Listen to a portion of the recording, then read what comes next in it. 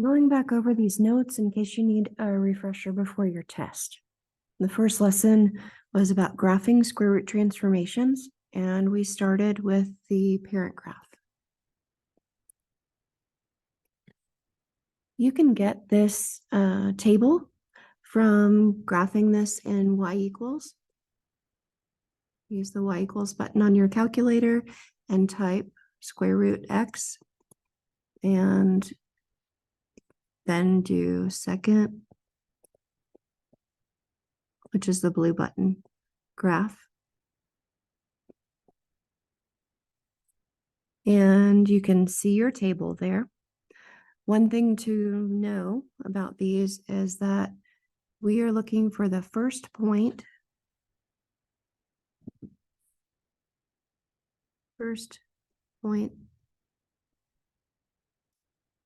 that has an x and y.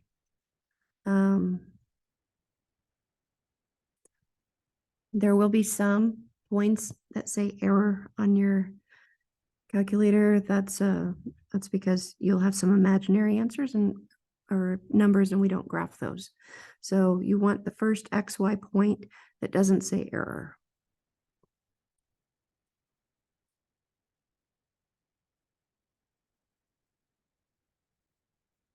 And that will be your end point. When you have your transformation equation in just a moment, this end point is where you get H and K. For the parent graph, your endpoint is 0, 0. You always do the endpoint first, and then you can fill this in from the table on your calculator.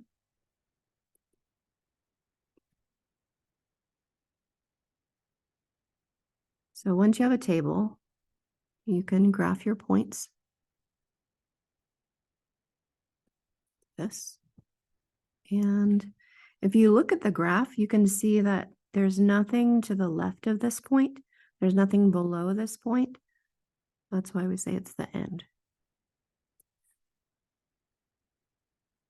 To describe domain for this square root graph, you could, if you wanted to, pretend the graph made a shadow on the x-axis. The shadow would be starting at 0 and then continuing bigger forever. So we say the domain is 0 to infinity. For the range, this is describing a graph from lowest to highest. So if your graph made a shadow on the y-axis, that shadow would start where y is 0 and continue to infinity. So domain left to right, range low to high. This is your transformation formula for square root. We'll write about A, H, and K. They have the same jobs they did in the other transformations we studied. A is in charge of shape and direction.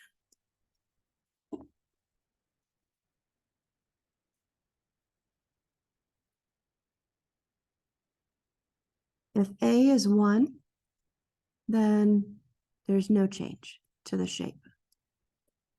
I don't have a vocabulary word for that. We don't even mention it if there's no change in shape.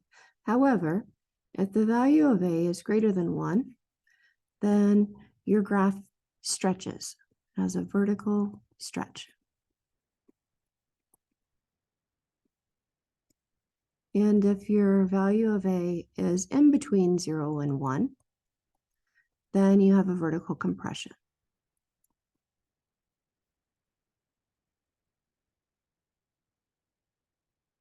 I'll explain that a little better, which one looks like what when we do our graphing examples. Also, A is in charge of direction. If A is a positive number, then your graph will go up and to the right, just like our parent graph just did. And that's normal. There's no vocabulary word for that. This is just regular. So if it's positive, then we don't talk about it. However, if your graph is negative, or if A is negative, your graph will go down and to the right. And we say this reflects over the x-axis. Reflects over x. The next variable to describe is h. H is in charge of horizontal shifts.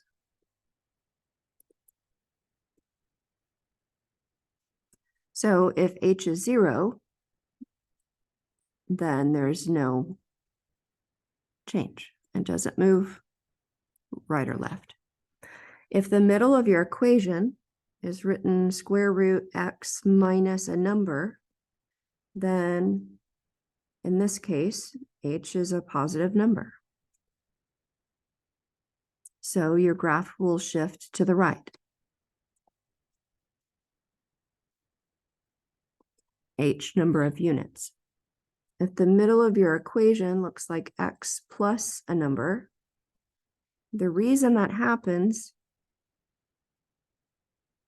is that sometimes you may have x minus a negative number.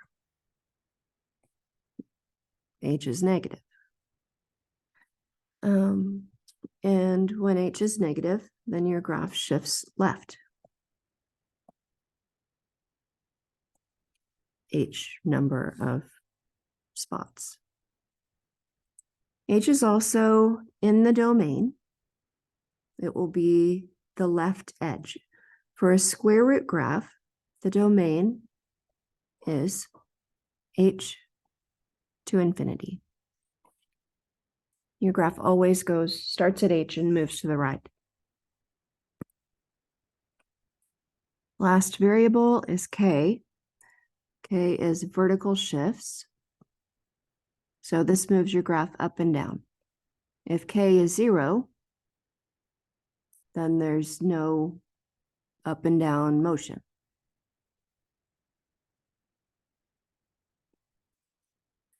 If at the end of your equation it says plus some number, then k is positive and your graph shifts up.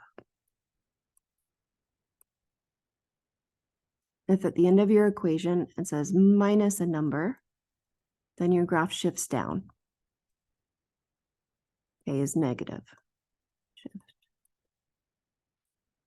down.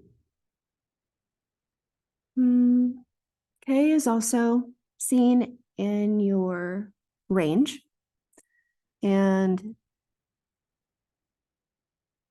K will either be the highest point in the graph or the lowest point on the graph. That depends on if A is positive or negative. If A is positive, so your graph goes up and to the right, then K will be the lowest point. So your range is K to infinity. However, if your graph goes down and to the right because A is negative, then we do lowest to highest. So your range would be negative infinity up to K, and K is the highest point then. This should be review, hopefully. If not, you might look over that part again. I do have 4 examples to work with you. The first one is f of x equals square root x plus 4 plus 1. You can put this into your calculator and look at the table and then copy your table here. Make sure that the end point, hk, is written first. Okay, so I got x's and y's. You can also compare this to your transformation equation. So if I wrote this so it looked more like the transformation equation, I would write 1. There's no number out here for a, so a is 1. And then under here, it's supposed to be x minus h. I have x plus 4, so it's x minus negative 4. and k is +1.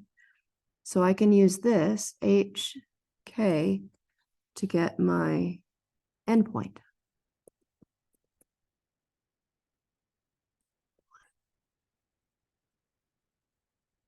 You can get the rest from your calculator. I know the pattern. The pattern is you add 1, and then from that value you add 3, and from that value you add 5.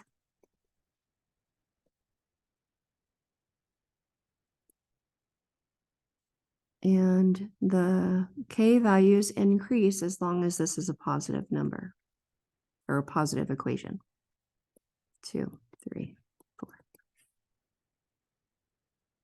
Alternative, of course, is put this in your calculator and look at the table. So I will graph these points that I found here. All right.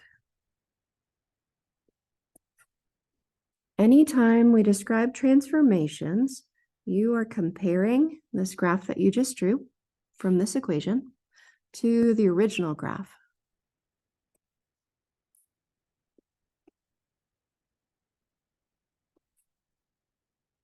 These graphs are the same shape because A is 1. I did not change shape or direction. So I don't have to talk about what A does. But H and K move this graph left and up.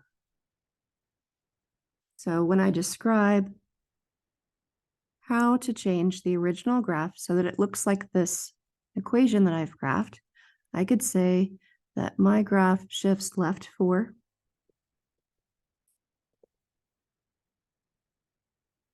and up 1.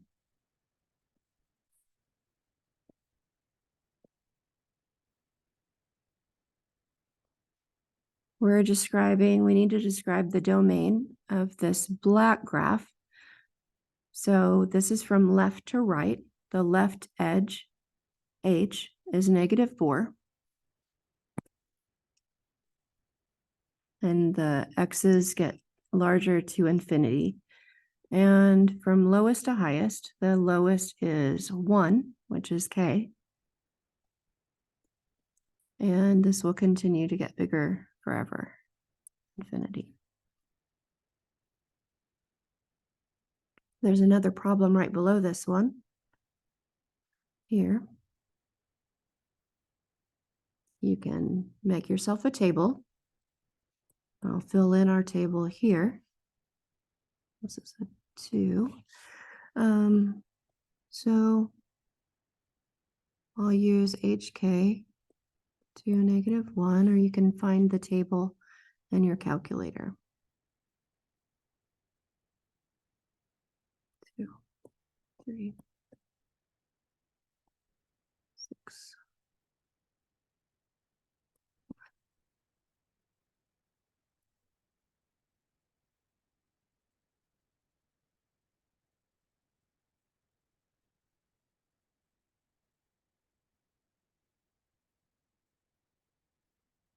Okay.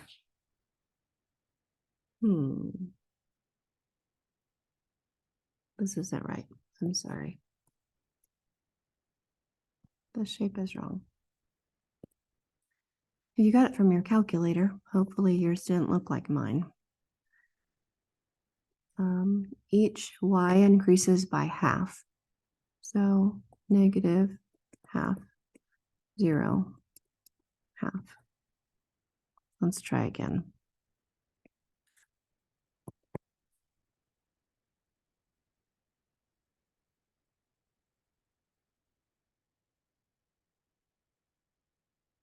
And 11 doesn't fit here.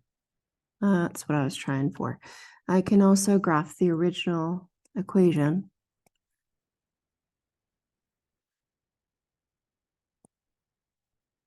Oop, sorry. And when we describe the transformations, I want to know, what do I have to do to this original graph? Y equals square root of x, so that it will look like this one, which is half square root x minus 2 minus 1. One thing is, it's a different shape. I would have to compress this graph. So press it from top and bottom and make it flatter like this. That's because of the half outside. So I have a vertical compression.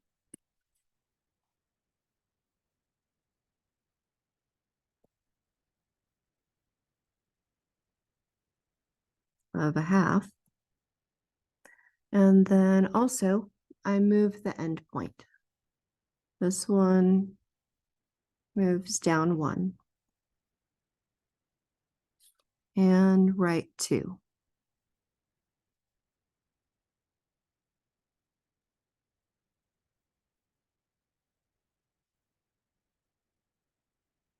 Compared to the original graph. So that's how my transformations go. For the domain, I'm describing the black graph from left to right. Starts at 2, h, and continues to infinity. The range, the lowest is k, and that increases to infinity.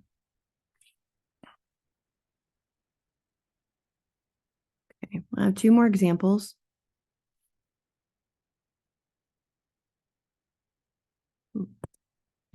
Random 3 here. Okay.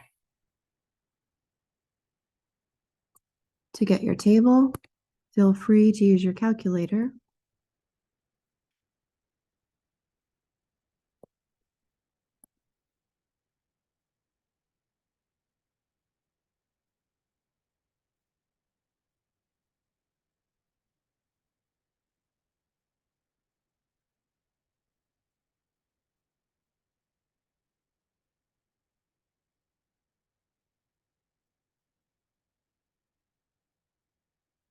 When you have a table, please plot your graph.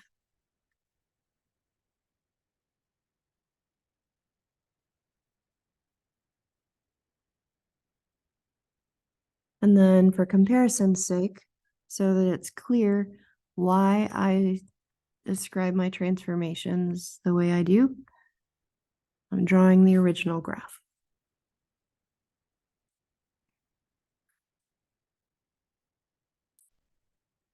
To change this original graph so that it would be the shape and in the position where the black one is, I would have to stretch this to make it taller so it can be the same shape. So say this has a vertical stretch.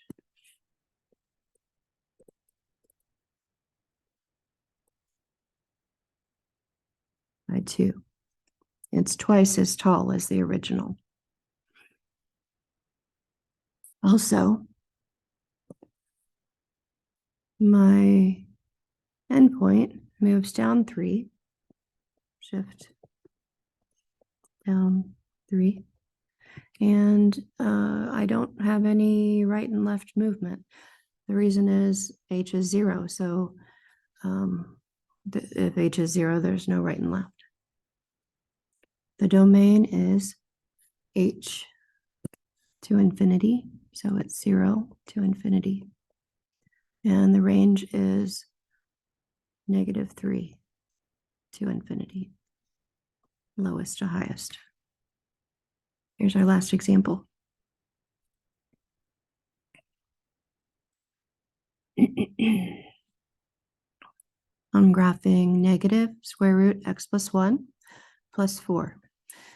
Please be careful when you type this into a calculator to check yourself or to make a table and differentiate between what goes under the radical and what stays outside. So this is h, this is k. H is in here grouped with x, k is outside at the end. So be mindful of that. Go ahead and make yourself a table.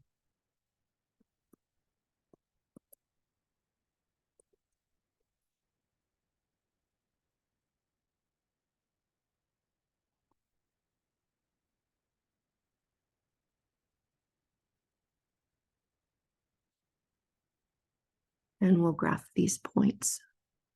-1, 4. Oh, these are backwards. So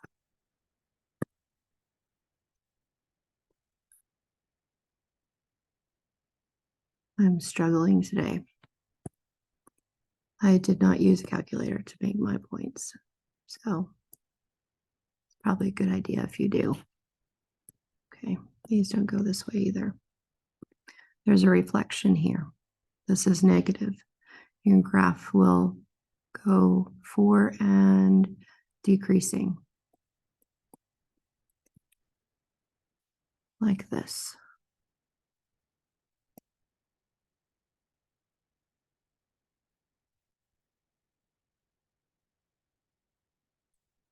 Okay, here's my square root x graph. Oops. Oh, no, that's right. It'd be 9.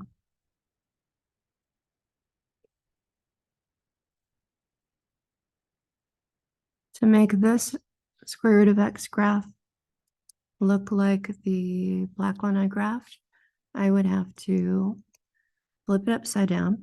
So reflection.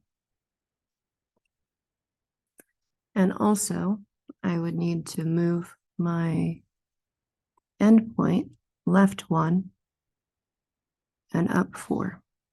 So these are all of my transformations. Have reflect over x and shift left 1 and up 4. When I write the domain of this graph from left to right, I'll write h to infinity. And the range is from lowest to highest. And this graph continues to go down and right forever. So lowest is negative infinity. And the highest is k.